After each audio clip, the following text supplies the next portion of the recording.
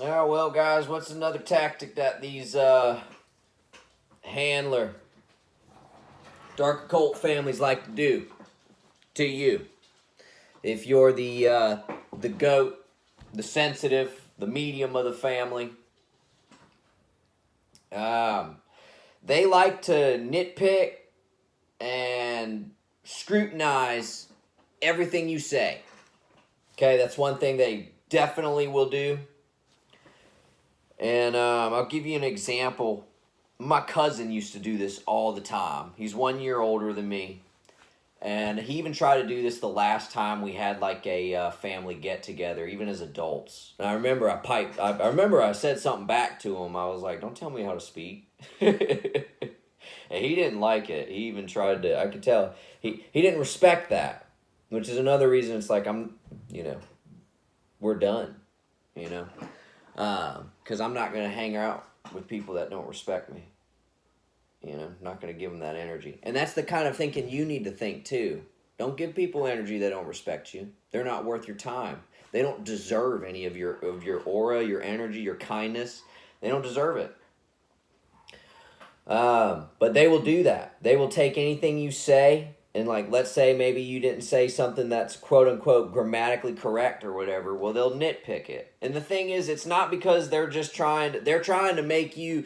What they're trying to do is make you question yourself. They're trying to make you feel bad about who you are, because they're trying to dominate you. That is the main word. I even remember when I was a little kid and hanging out with that cousin, the uncle. My uncle goes, "You have to dominate him. You must dominate him," right? Because he wanted his boy to be a leader. You got to understand what these dark occult, these Masonic losers do.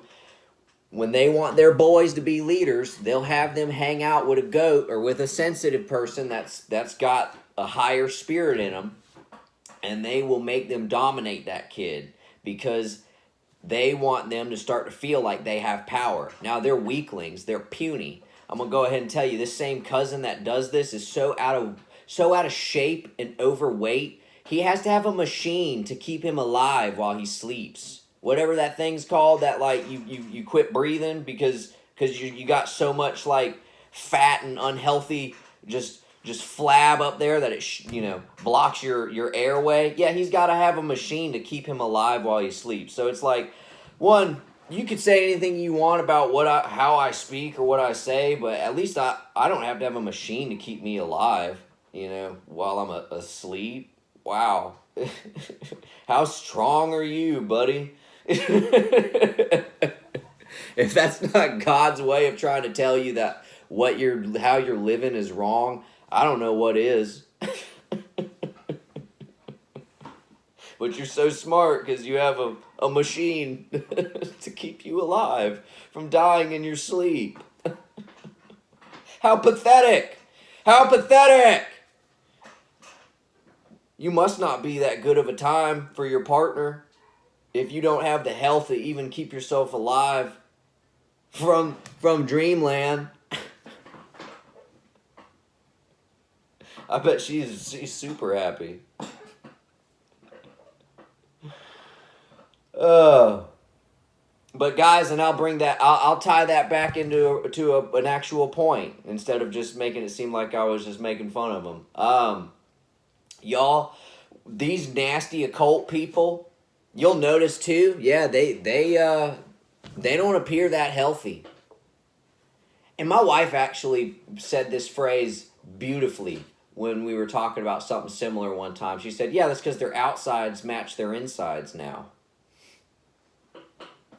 And that is exactly true. That is such a great way to put it. You will notice that these wicked people, especially when they are in this occult, in that group with the big G, you'll notice, yeah, they aren't very healthy. A lot of them will have horrible beer guts. Their skin's awful. I mean, these people, they will look gross. And it's because their outsides are now matching their insides.